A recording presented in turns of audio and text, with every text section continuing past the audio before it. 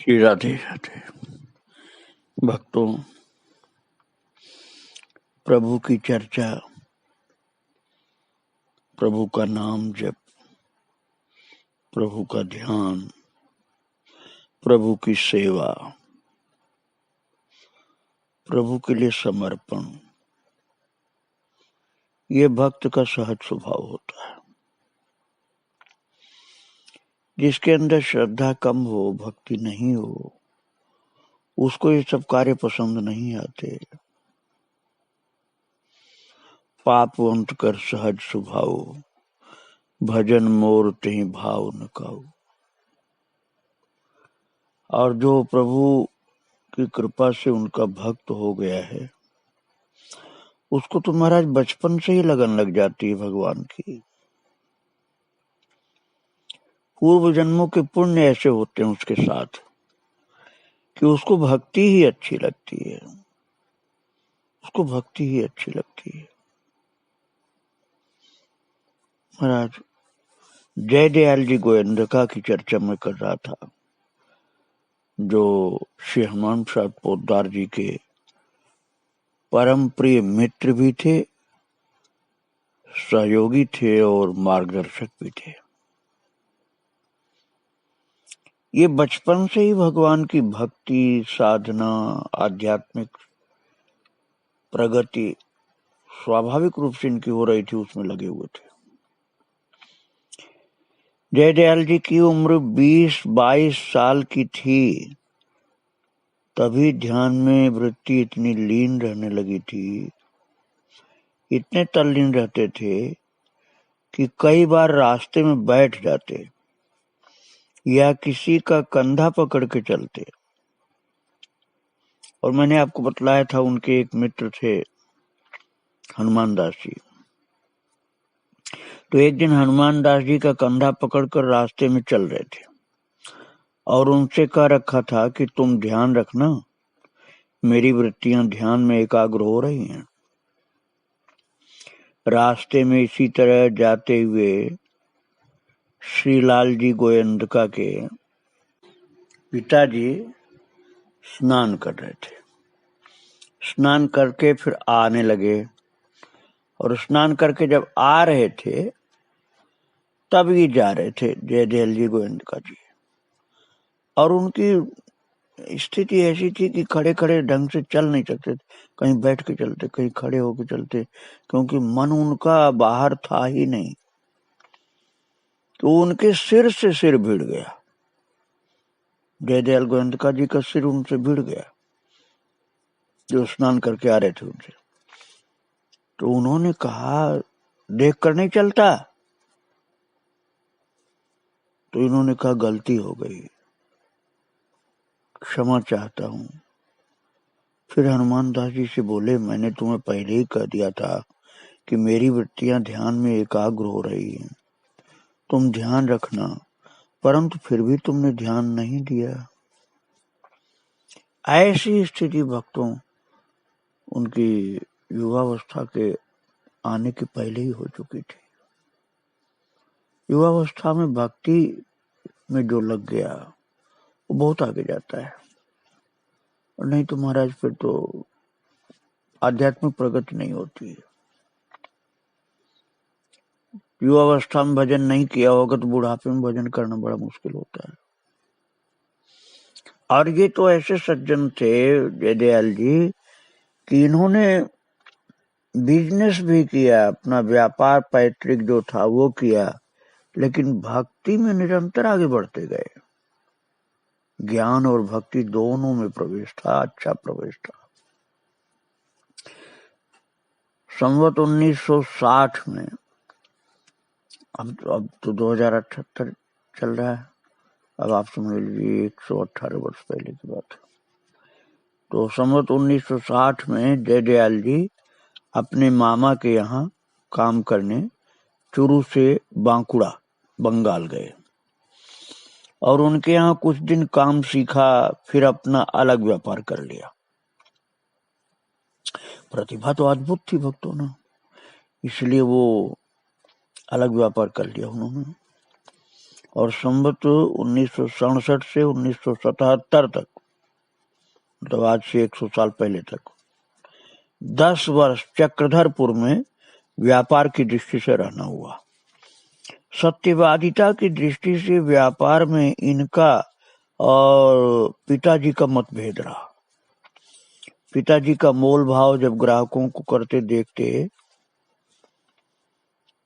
तो उन्हें जितने में बेचना होता उससे कुछ अधिक दाम बताते, और जो ग्राहक एक दाम पूछता उसे एक दाम बताते। तो एक दाम बताने के बाद एक पैसा भी कम न लेते। मोल भाव वाला यदि अधिक मुनाफा दे जाता तो हंसकर अधिक रकम वापस दे देते। तो श्री जयदयाल जी ग्राहकों से एक ही दाम बताते, उचित मुनाफा रखकर एक दाम बताने के बाद उसमें जरा भी परिवर्तन न करते। पिता पुत्र दोनों ही अपने अपने विचारों पर दृढ़ रहे। इससे व्यापार में इनकी साख बहुत बढ़ गई। इनके श्रद्धालुजन इन्हें सेठ जी के उपनाम से पुकारते थे। नाम तो जयदयाल जी था, लेकिन जो इनके मित्र लोग थे, श्रद्धालु लोग थे, वो इनको सेठ जी कहते थे।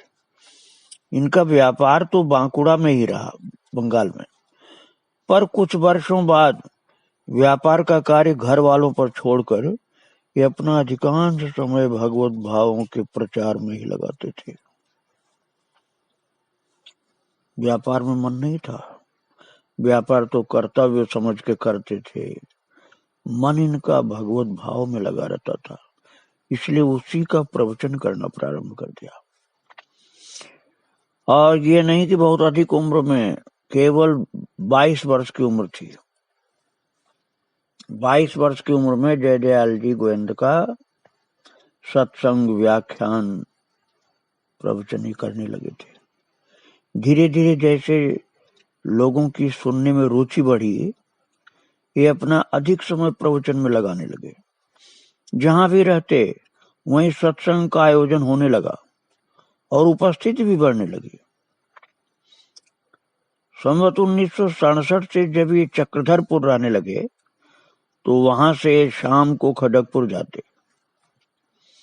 और सत्संग सुनने वाले कलकत्ते से खड़गपुर पहुंच जाते। फिर वहां सत्संग की चर्चा होती।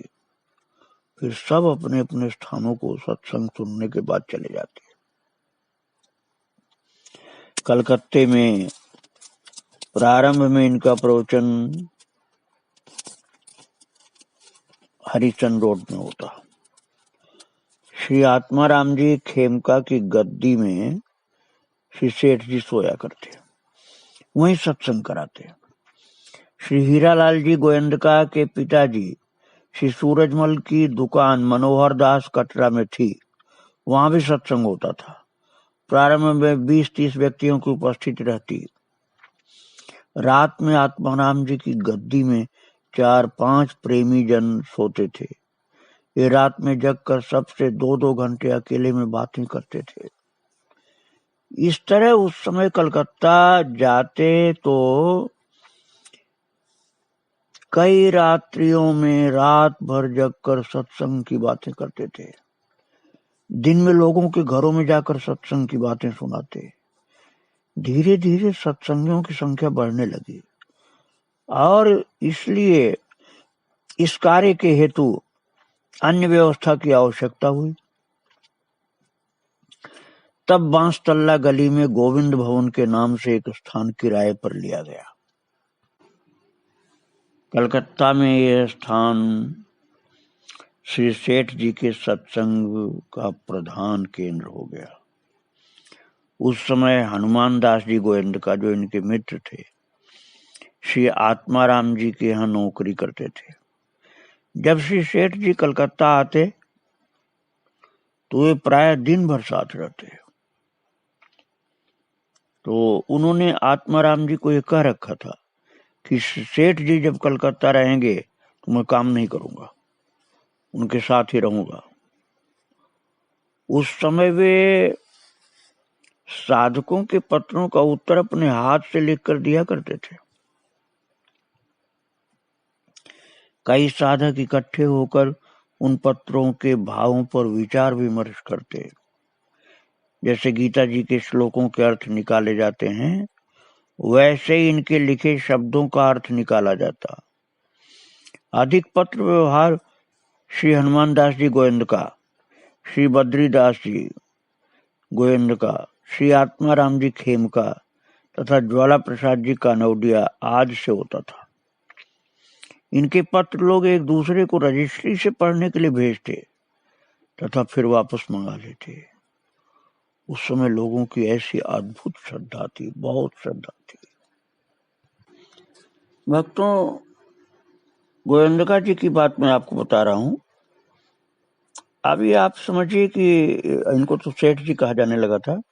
तो इनके पिताजी पहले आर्य समाजी थे, अर्थात सगुण साकार भगवान को न मानने वाले। सत्यार्थ प्रकाश पढ़ा करते थे। आप लोगों से प्रार्थना है कि आप इस बात को समझ करके सावधान रहना, अर्थात आप लोग ऐसे भटकना नहीं। बाद में जब श्री सेठ जी की सत्संग की बातें सुनी तथा इनका प्रभाव देखा तो उससे बहुत प्रभावित हुए तथा इनमें श्रद्धा हो गई। श्री सेठ जी बताया करते थे कि उनकी जैसी श्रद्धा बहुत कम व्यक्तियों की थी। इनके पिताजी की बात है वक्त में। अपनी पत्नी से कहते थे कि इसको पुत्र नहीं मानो, ये अपने घर में अवतार है। और संवत 1971 से श्री सेठ जी से प्रभावित होकर के फिर आर्य समाजी विचारों से हटे और भगवान के नाम का आश्रय पकड़ा, हरे राम के मंत्र का जप करने लगे। इनके सत्संग आदि के प्रचार से उनकी श्रद्धा बहुत बढ़ गई। और एक बार बहुत बीमार हुए तो इनसे पूछा कि मेरा शरीर रहेगा या नहीं। श्री सेठ जी ने कहा मुझे मालूम नहीं है। वे बोले हनुमान को तो तुम बता देते हो, हनुमान दास को, वो तुम्हारा मित्र है। तो मैं भी तो तुम्हारा कुछ हूं, कुछ तो लगता हूं तुम्हारा। उसी समय श्री सेठ जी के मन में आया कि इस बीमारी में शरीर नहीं जाएगा। मृत्यु के 1 महीने पूर्व फिर पूछा कि अब मेरा शरीर रहेगा या नहीं। श्री सेठ जी ने कहा बताने से कोई लाभ नहीं। यदि मैं कहूंगा मर जाएंगे तो हम लोगों का सेवा भाव कम हो जाएगा कि इनका शरीर तो जाने वाला है। जो जाने वाला है ही तो उसकी इतनी सेवा क्यों करें, ऐसा मन में आ जाएगा। यदि मैं कह दूं कि नहीं मरेंगे तो भी सेवा भाव कम हो जाएगा कि शरीर जाने वाला तो है नहीं, इसलिए बताने में कोई लाभ नहीं है। जब इन्होंने नहीं बताया तो इनकी मां से उन्होंने कहा कि तुम पूछो, मुझे तो बताता नहीं। इनकी मां ने 2-3 बार इनसे अलग से पूछा कि तुम्हारे पिताजी बार बार पूछते हैं। फिर पिताजी ने पूछा तो उन्होंने कह दिया कि आपका शरीर बचता नहीं लगता। मृत्यु के 1 दिन पहले रात में सोए नहीं, बोले कि सोते समय कहीं प्राण न निकल जाए। तो इन्होंने कहा पिताजी से अपने कि आप सो जाइए। वे बोले तुम गारंटी लो तो मैं सो सकता हूं। अब आप सोचिए बेटे के लिए कितनी बड़ी श्रद्धा थी पिता की। लोग अपने बच्चों को मूर्ख समझते हैं और पिता अपने को बहुत बड़ा ज्ञानी समझते हैं और बच्चों को अपने मूर्ख समझते हैं। अब यहाँ देख लीजिए आप, जयदयाल गोयंतका जी के पिताजी अपने बेटे को कितना ज्ञानी समझ रहे थे कि बेटा से ही पूछ रहे हैं कि मेरा शरीर तो नहीं निकल जाएगा, तुम गारंटी लो तो मैं सोऊंगा, नहीं तो नहीं सोऊंगा। तो जब सेठ गोयंतका ये जयदयाल जी बोले कि आप सो जाइए, तो वो समझ गए कि अभी कोई खतरा नहीं, तब सोए वो। आपको आश्चर्य होगा भक्तों कि पिता जो था वह अपने बेटे को गुरु जैसा देख रहा है, एक सिद्ध पुरुष, एक अवतार समझ रहा है। कितनी उत्कृष्ट श्रद्धा थी इनकी, पिताजी की, कि वो अपने बेटे को, दयाल को एक महापुरुष देख रहे हैं। तो जब उनके कहने से सो गए रात में, तो दूसरे दिन प्रातःकाल उठे तो इन्होंने कहा, जयदयाल ने अपने पिताजी से कहा, आज आपका शरीर जा सकता है, आज नींद मत लीजिएगा, आज नींद मत लीजिएगा, आज आपका शरीर जा सकता है, आज मेरी गारंटी नहीं है। उनको जमीन पर सुला दिया था। उनको इतना आनंद और मुग्धता थी, पिताजी को मरने का डर नहीं था, आनंद था, मुग्धता थी कि मेरा बेटा मेरे सम्मुख ज्ञानी महापुरुष है, मैं इसके सामने लेटा हुआ हूं और अब मुझे जाना है। इतनी मुग्धता थी कि जिसका वर्णन नहीं हो सकता। मृत्यु से पहले सेठ जी की मां को बोले कि इसे अपना लड़का नहीं मानना, इसे अवतार मानना। उनके मामा श्री नारमल जी बाजोरिया को बोले, इसे भांजा मत मानिए, इसने अपने घर में अवतार लिया है, अपने सब लोगों का उद्धार हो जाएगा। पहले दिन से ये अवर्णनीय प्रसन्नता थी। भक्तों, श्री घनश्याम दास जी जालान अपने पिता का कहना न मानते तो श्री सेठ जी के पिताजी उनसे कहते, तुम इसका संग करते हो पर इसकी बात मानते हो और इसका अनुसरण करते हो, फिर संग करने से क्या लाभ हुआ। श्री हीरालाल जी गोयंदका श्री सेठ जी के सत्संग में निकट के साथी थे, बहुत श्रद्धा थी। उनसे भी उनके पिताजी श्री सूरजमल की अधिक श्रद्धा थी। वे लोगों को बुला बुलाकर सेठ जी के प्रभाव गुणों की प्रशंसा करते तथा उन्हें सत्संग में लगाते। श्री सेठ जी अर्थात गोयंदका ये जयदयाल जी उनसे कहते, आप मेरी प्रशंसा न किया करें। वे उत्तर देते, और आपकी सब बात मान लेंगे, केवल ये बात एक नहीं मानेंगे, अर्थात आपकी प्रशंसा करेंगे।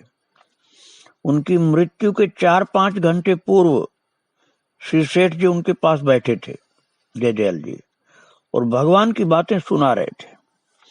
उनको विष्णु भगवान का चित्र दिखाया और बोले कि भगवान के दर्शन करिए। वे बोले, ये तो चित्र है। तब सेठ जी ने अपना चश्मा उतार कर उनको लगा दिया और बोले, अब देखिए। चश्मा लगने पर बोले, अब दर्शन हो रहे हैं। अब आप सोचिए कि चश्मा था जो जयदयाल जी का, उसका इतना असर कि उसके लगने पर उनको दर्शन होने लगा, चित्र में भगवान दिखलाई पड़े। और भक्तों, श्री झाबरमल जी सिंघानिया पुरलिया में थे, उनको प्लेग की बीमारी हो गई। भक्तों, 100 साल लगभग हो गए हैं। 100 साल पहले जैसे आजकल ये कोरोना चल रहा है, ऐसे प्लेग की बीमारी चली थी, बहुत विनाश हुआ था, बहुत लोग मरे थे। उस समय की बात है, संवत 1973 में। अब 105 साल पहले की बात है। तो झाबरमल जी सिंघानिया पुरलिया में थे। पुरुलिया में ही उनको प्लेग की बीमारी हो गई। डॉक्टरों ने जवाब दे दिया। श्री सेठ जी उस समय शुरू में थे, उनके पिताजी का स्वास्थ्य ठीक नहीं था। श्री झाबरमल जी ने श्री सेठ जी को बुलाने के लिए टेलीग्राम किया कि तुमसे मिलने की इच्छा है, स्थिति चिंताजनक है। श्री सेठ जी ने तार पिताजी को सुनाया। पिताजी कटाक्ष से बोले, जाना ही चाहिए, तुम्हारा मित्र है। श्री सेठ जी ने कहा, मैं जाने की बात नहीं कहता हूं। पिताजी बोले, तब मुझे तार सुनाने की जरूरत क्या थी। फिर श्री सेठ जी तो गए नहीं। बाद में श्री झाबरमल जी ने बताया कि तार देने के बाद उन्होंने देखा कि यमदूत आए हैं, फिर देखा श्री सेठ जी आ रहे हैं तथा उनके साथ श्री भगवान भी हैं। वहीं से देख लिया भक्तों, वो जबकि वहां पहुंचे नहीं थे तब की बात है। उनको देखते ही यम के दूत भाग गए और वे ठीक हो गए। एक बार श्री बद्रीदास जी गोयंदका ने, जो श्री सेठ जी में श्रद्धा रखते थे, उनकी खड़ाऊं धोकर उस जल को पी लिया। ये बात श्री सेठ जी के छोटे भाई श्री हरिकृष्ण दास जी ने देख ली। उन्होंने श्री सेठ जी से शिकायत की कि तुम्हारी खड़ाऊं धोकर के पिया था इन्होंने। श्री सेठ जी ने उनको बुलाकर कहा कि आपको ऐसी बातें नहीं करनी चाहिए। मैं जिस बात को बुरी बताता हूँ वो आप लोगों को नहीं करनी चाहिए। यदि चोरी करने से धन मिलता है तब भी चोरी नहीं करनी चाहिए। बाद में उनको बात समझ में आ गई कि उचित नहीं है। भक्तों, मैं अब आपको उस दिशा में ले चल रहा हूं कि गीता प्रेस की स्थापना कैसे हुई थी। अभी मैं आपको बतला रहा था सेठ जयदयाल जी की बात। तो उनको भगवान की वाणी होने से गीता जी प्रारंभ से ही बहुत प्रिय थे और गीता जी का स्वाध्याय वे बहुत मन पूर्वक करते थे, मन लगा के। स्वाध्याय करते समय जब वे अध्याय 18 की श्लोक संख्या 68-69 का मनन करते, जिसमें भगवान ने कहा है, ये इमं परमं गुह्यं मद्भक्तेषु विधास्यति भक्तिं मयि परां कृत्वा मामे वैश्यत्य संशयः। जो पुरुष मुझ में परम प्रेम करके इस परम रहस्य युक्त गीता शास्त्र को मेरे भक्तों में कहेगा वो मुझको ही प्राप्त होगा, इसमें कोई संदेह नहीं। और फिर आगे प्रभु कहते हैं, न च तस्मान् मनुष्येषु कश्चिन्मे प्रियकृतमः भाविता न च मे तस्मात् अन्यः प्रियतरो भुवे। प्रभु कहते हैं कि उससे बढ़कर मेरा प्रिय कार्य करने वाला मनुष्यों में कोई भी नहीं। अर्थात जो मेरे भक्तों में मेरे गीता शास्त्र को सुनाएगा, उस कार्य से बढ़कर के प्रिय कार्य मुझे कोई नहीं लगता, तथा पृथ्वी भर में उससे बढ़कर मेरा प्रिय दूसरा कोई भविष्य में होगा भी नहीं। भगवान ने ऐसा कहा भक्तों। तो जब जयदयाल जी इसको पाठ करते गीता जी के इस श्लोक का 18वें अध्याय में जो है, तो उनके मन में ऐसा आता था कि मुझे ऐसा ही बनना है। अर्थात गीता जी के पवित्र उपदेश को भक्तों में पहुंचाना है।